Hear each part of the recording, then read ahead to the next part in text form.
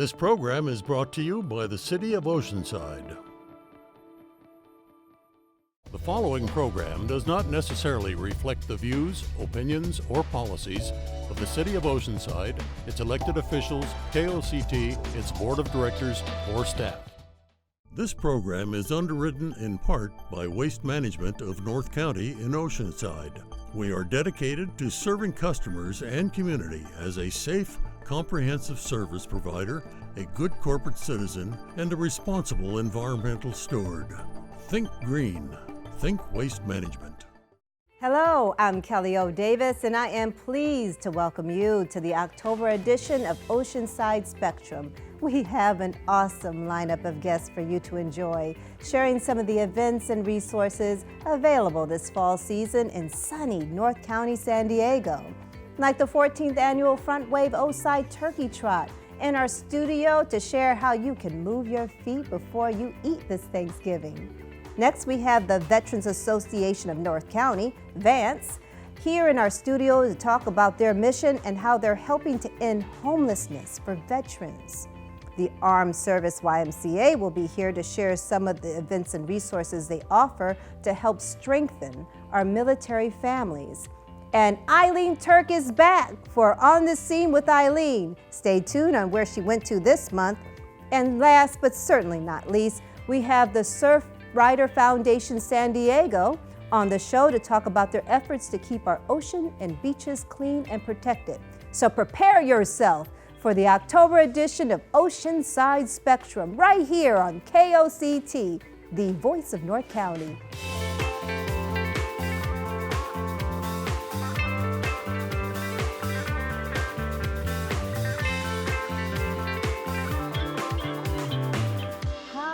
And I'd like to welcome our first guests, Kathy Canay and Bill Burney from the 14th annual Frontwave Turkey Trot. Welcome. Thank you. So I was looking at my card and I made sure I said Frontwave. There seems to be a name change this year. Bill, can you tell us why that is? There is a name change, and thanks for asking. We changed our name in November of last year. So what started out with 8 people and $40, in 1952, they created a member-owned, not-for-profit financial cooperative on Camp Pendleton called Camp Pendleton Federal Credit Union. And over the years, we brought other bases into the fold and whatnot. And in 2002, we said, we need to not just serve the communities on the bases, but serve the communities where they live, and the people that support them. So we opened ourselves up to anybody in San Diego, San Bernardino, and Riverside counties. Just recently, we started looking at the name and how it transitions both the military communities and the communities that surround them. And we wanted to find a name that would be inclusive of both, that would bridge that difference, so to speak. And we came up with Frontwave. Think about the first wave ashore, right? Innovative, out front, doing those sorts of things. Philanthropy is a big part of who we are, giving back to those communities, which is what attracted us so much to the Oceanside Turkey Trot, because a part of every registrant's dollars goes to one of, I believe, 90 different local credit unions. And over the last 14 years or 13 years, they've raised over $320,000 for those local charities. We find value in that, and we love being a part of it.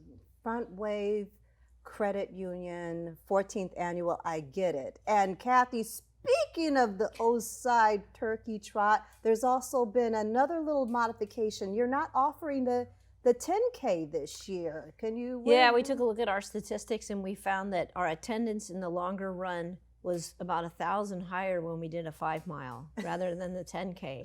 So we decided apparently the 1,000 people didn't want to run on the pier.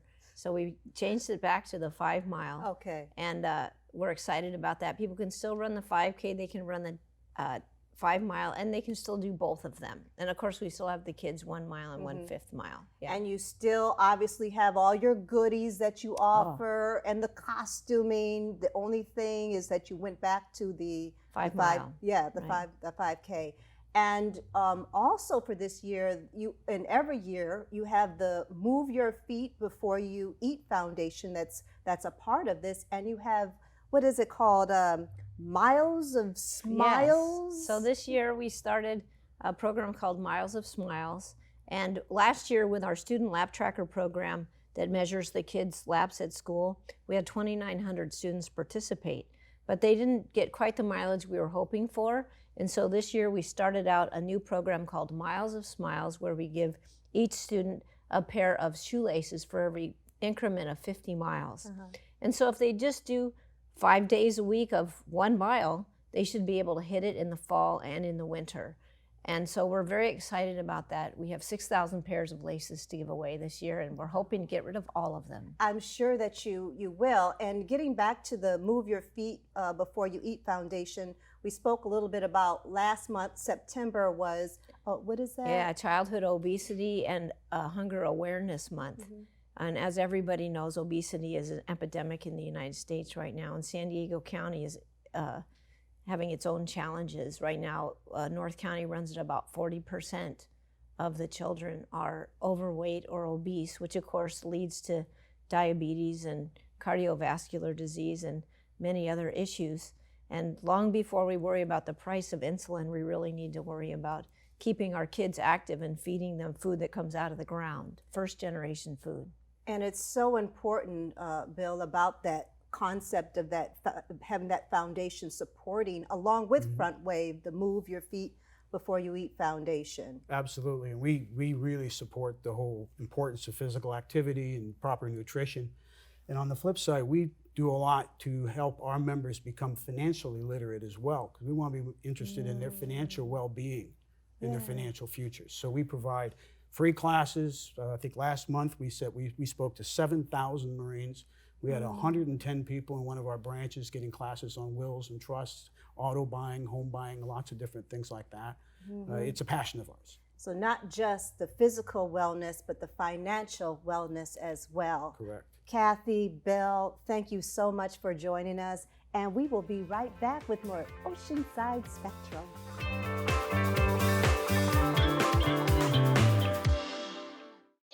There was an old woman who lived in a shoe. She had so many children, she didn't know what to do.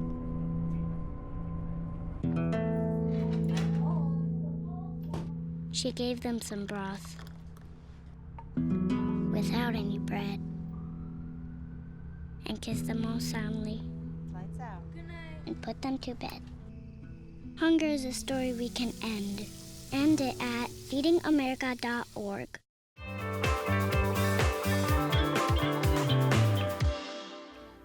And welcome back. And for the next guest, we have Lori Booty from the Veterans Association of North County with Rich Luisi from the Homeless Veterans of San Diego. Welcome to both of you. Thank you for joining us.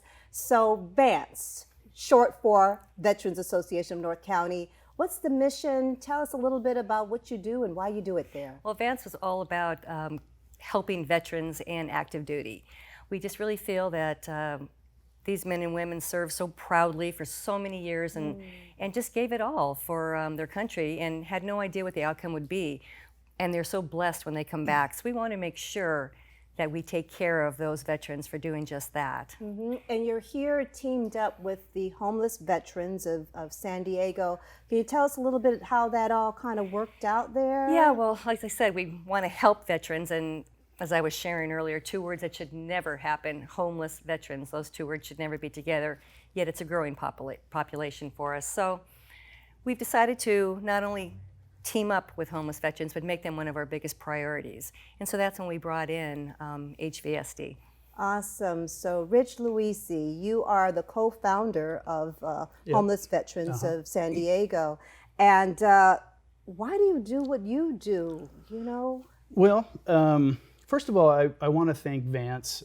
When there was a hepatitis outbreak, we didn't really have a place to do outreach. They opened their doors to us. They said, come on in. They have a very safe environment and very clean. And when we are meeting with homeless veterans, there's always a safety net there for my wife, Kelly, to do outreach.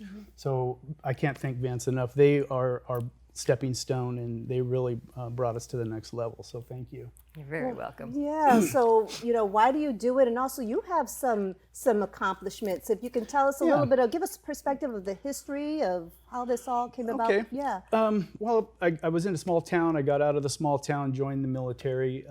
Wasn't expecting to go to war, but was on the USS Ranger. Did 2 tours in Iraq, Desert Storm, Desert Shield. And I think my biggest accomplishment, I think I got a letter from the Admiral. It said that I was the only one that did a successful gearbox change on the USS Ranger. Okay. So anyway, that was my accomplishment. But anyway, I did 11 years, honorable discharge. So, and then when me and my wife got together, her brother was in and out of Iraq, and he was on his 2nd tour, and he unfortunately got killed. Okay. Got killed with an IED, and that was the start of our mission back in 2006. And some of the accomplishments, your wife, right? Kelly, has yeah. some, and your whole, yeah. Yeah, so at that time we opened up started a nonprofit called Our Fallen Soldier. So we've been doing this for about 13 years within the nonprofit organization in that arena. And then we slowly moved into Our Hero's Journey, and now we're with HVFSD, which is Homeless Veterans of San Diego. And what are some of the problems that these homeless veterans of San Diego are facing that you're helping to address? Immediate housing. I think to get a veteran that's, I hate to speak like this, but living in a bush. They're living in Bank of America parking lot, and to take them in 1 or 2 days and get them into housing. There's just not enough housing, and the housing that is provided sometimes is not very beneficial for someone that may be using drugs. Maybe some people's they're in different times where they don't want to deal with drugs, and some establishments, they don't monitor it. So we actually do have a place to take veterans immediately off the street called Camis and Canines. Great. Yep, immediately. And you also have a motto that says, "No veteran left behind." Right. What does that mean? Well, the biggest problem is to get a veteran into the home, but our mission doesn't stop there. We are constantly it's called Fill a Fridge program. I was just out delivering a table Saturday to James. He got him into a house, but it's getting their dishes. Getting their bedding, getting their you go into a house that's completely empty. It's not a house. It's not a home until you got your table, you got your TV, you got your fridge with food in it. And that's what our mission is to keep the veteran in the house, not just get them in the house. So we have an ongoing family feel, get away from the corporate vibe and get into people want to be attached to something. Yes, and I just want to, I wish we had more time, but we're out of it. But we have our websites displayed. Thank you so much, both organizations, for the work that that you both are doing on behalf of our community. Thank you. Thank you for having us. Yes, and we will be right back.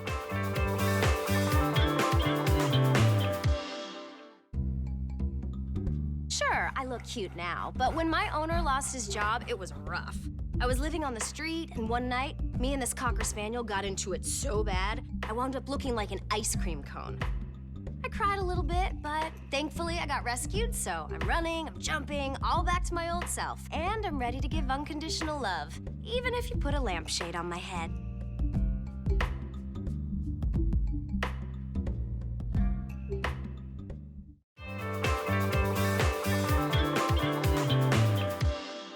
And our next guest on Oceanside Spectrum, we have Samantha Holt, Executive Director of the Armed Services YMCA. Thank you for joining us, Samantha.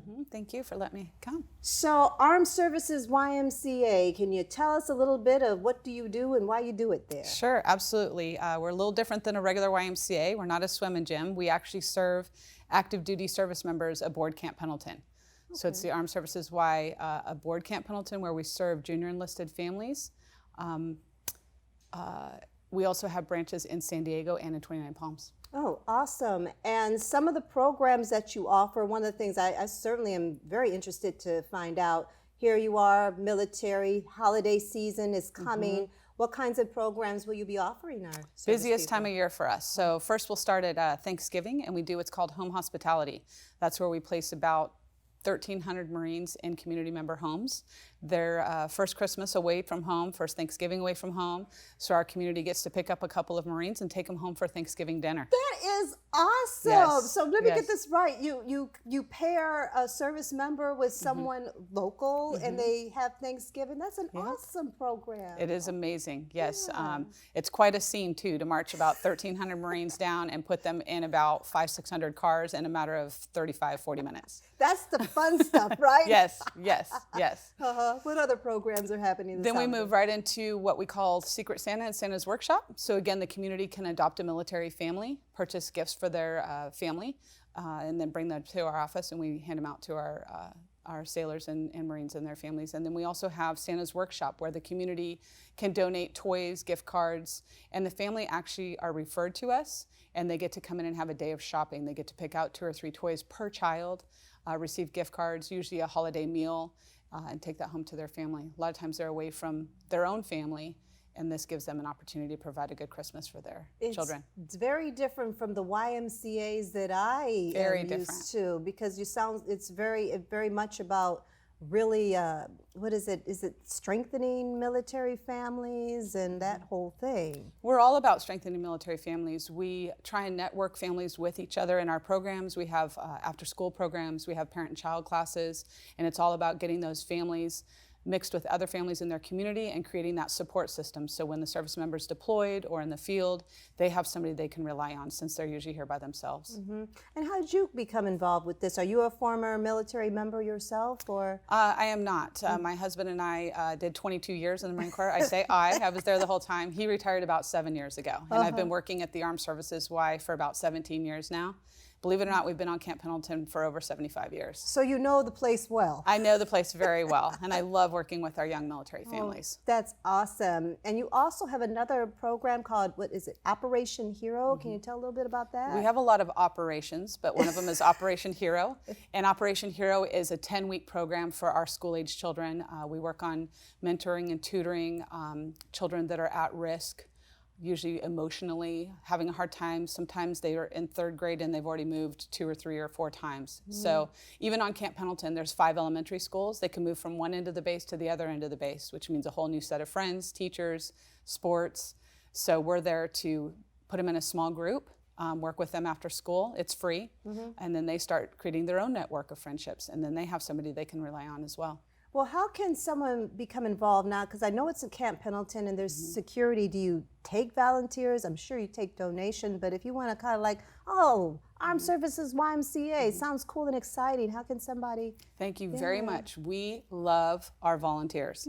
We love our volunteers. We can't do half of the stuff we do without our volunteers. So we provide access to the base, to all of our events. They can volunteer with children. They can volunteer to hand out hot dogs to about 400 Marines on a Friday. They can volunteer in our rec center. We'll take any volunteer that wants to do anything. So we're going to make sure we post the Volunteers, website. yes. Come and volunteer, go there, and I'm sure the information is there for them to. Everything is on our website. Oh, Yes, perfect. Well, yes. Samantha, I want to say thank you for joining us. This is awesome. And thank you, and we will be right back with more Oceanside Spectrum.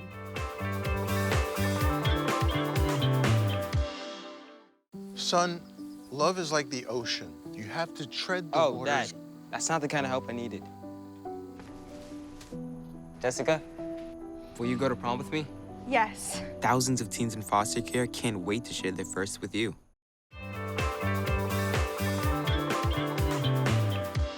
Well, Eileen Turk is back, so let's see where she went to with another segment with On the Scene with Eileen. Welcome, everybody. It's October, and that means Oceanside Fire Prevention Month. We're down at Jones Road, Oceanside Fire Department Training Center, and we're going to talk to Ron Owens today and get a lot of valuable information for you and your family. Stay tuned.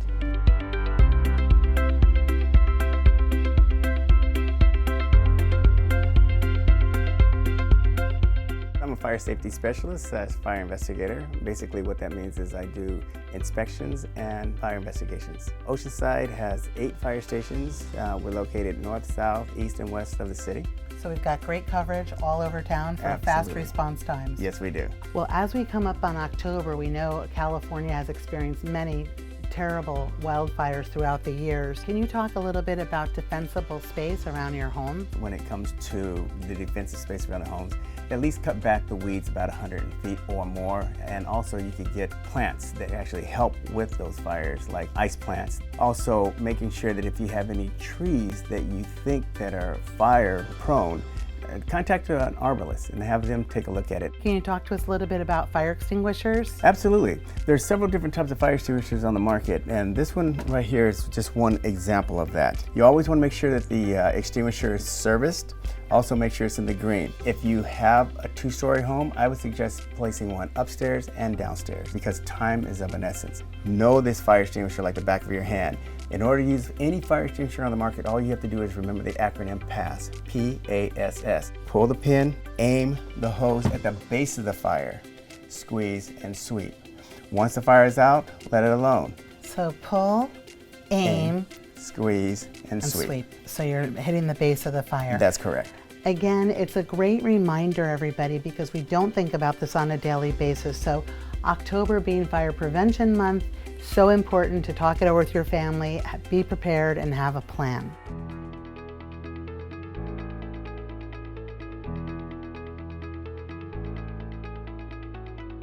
The month of October is considered Fire Prevention Month. What Oceanside does on an annual basis is have an open house. We open up our fire station where the public can come in and see some of the activities that the fire department actually does. For example, we'll have auto extrication. We'll have a car where we cut off the top and have a mannequin inside. We'll have REACH, our air ambulance come in, they'll land. We'll have fire extinguisher training for the kids and for the public. It's gonna be a great event where people can learn and enjoy what fire departments have to offer. So that's at Fire Station 7 on Saturday, October 19th from 9 a.m. till 2 p.m. The event itself is free. We encourage you to bring the family, and we thank our first responders for all they do for the city of Oceanside. Thank you, Eileen. We appreciate that. We really do. So we'll see you next month on The Scene with Eileen, and back to the studio. Thanks. It is always a blast to see where Eileen goes to, and we will be right back with more Oceanside Spectrum.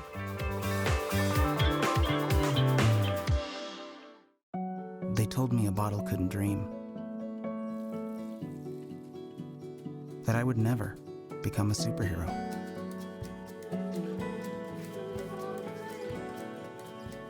But I learned how to fly, just to come back in a new disguise and be the hero that I've always wanted to be.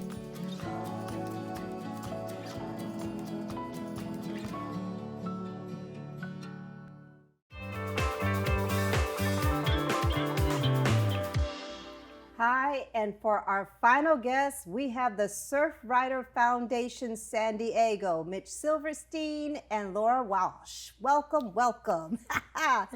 So, Mitch. Yes. Hey, what Kelly. Do you do? Hi. Now, what do you do? Why do you do it? Surfrider Foundation. Oh, big question. So, probably a lot of people listening have heard of Surfrider Foundation. Our mission is to protect and enjoy the world's ocean, waves, and beaches through a powerful activist network. So, the way we're structured as an organization, as a nonprofit, is a bit unique. Our national office is in San Clemente, which is pretty close to Oceanside, actually. But then in addition to our national office, we've got chapters all over the country and also some regional staff to support those chapters. So there's 81 Surfrider Foundation chapters. Wow. And the vast majority of those chapters are all volunteers. So our staff, Surfrider staff at the office and regionally, really exists mostly to support everyday people who love the ocean and love their beaches and want to protect them. And that's, I think, what makes Surfrider so awesome, in my opinion. Yes, yeah, and so one of the things that I certainly know that you have been known for is your beach cleanups. I think that's like a lot of people say, Surfrider, they do beach cleanups. Could you tell us a little bit about that? So yeah, I think before I got involved with Surfrider, I've heard of I was like, yeah, I've heard of Surfrider Foundation. They're the guys that do beach cleanups.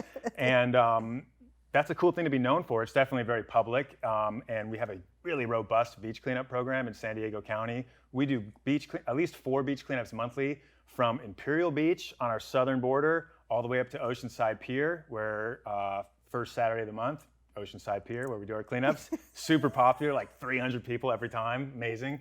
And so our beach cleanup program is really kind of like our best outreach to the public. But what a lot of people don't realize is that Surfrider Foundation, our work, it's not really all about beach cleanups. It actually starts with beach cleanups. And that's sort of the gateway, the funnel into getting more involved in protecting our coast. And I think our plastic pollution initiative is a great example of that. So I'll tell you about that for a sec. Okay. So our beach cleanup program, what separates a Surfrider cleanup from like your average just picking up trash on the beach, which is awesome if you do that, and everyone should, is that we take data on all the trash we collect. And in San Diego County alone this year, we've had over 8,500 volunteers participate in these cleanups, and we've removed over 12,000 pounds of trash from San Diego County beaches. And we've got data on all of that, so we know what items are polluting the beach the most. And guess what kind of material is the most polluting to our beaches? Well, I don't want to say anything inappropriate, so you're going to have to tell me. Okay, so plastic. Okay. And there's been a lot of attention in the media about plastic right now, which is great, which is a testament to a lot of hard work that organizations like ours have been doing. But essentially, if you look at what we're finding, what's polluting our beaches and also ending up in the ocean, 80% of what we find is either made entirely from or has plastic in it. And the vast majority of that are plastic items that are meant to just be used once and thrown away. Disposable, throwaway, single-use plastics. Wow. And so much of that ends up in the ocean. And if you haven't heard a statistic about that yet, the one I have liked to use lately is that there's more plastic in the ocean than there are stars in the sky. Wow. Now, Laura, you started, well, Mitch, I think you said too, you started off as a volunteer with the organization, and you also do work in conjunction, Surfrider Foundation, with like Green Oceanside or some of these other places. Is that correct? Or Yeah, we partner with a lot of local community organizations to get our different policy initiatives done. So we basically work on 3 major policy categories. That's focusing on coastal access and making sure people have access to this incredible resource that is for the public. And that's also clean water, making sure that things like plastic doesn't end up in the water, things like nuclear waste and border sewage. And then also beach preservation, which is an issue we're focusing on here in Oceanside. There are so many threats to the coast, from development to management and planning to now climate change and sea level rise, that there's a lot of work to be done to ensure that our beaches are protected.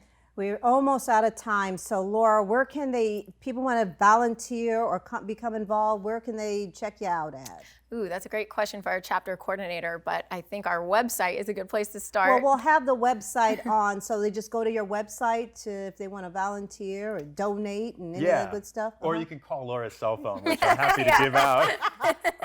Well, look at the time. We're just about out of time here. Mitch and Laura, thank you so much for joining us. You're a lot of fun, and thank you for the serious work that you do to keep our beaches clean and pollution-free. Thank you. Thank Surfridersd.org. Check us out. Okay. And thank you. That's it for this edition of Oceanside Spectrum. We thank you so much for joining us. And please go to all the websites of all of our nonprofits and find a way to get involved so we can be part of this wonderful global community to help each other.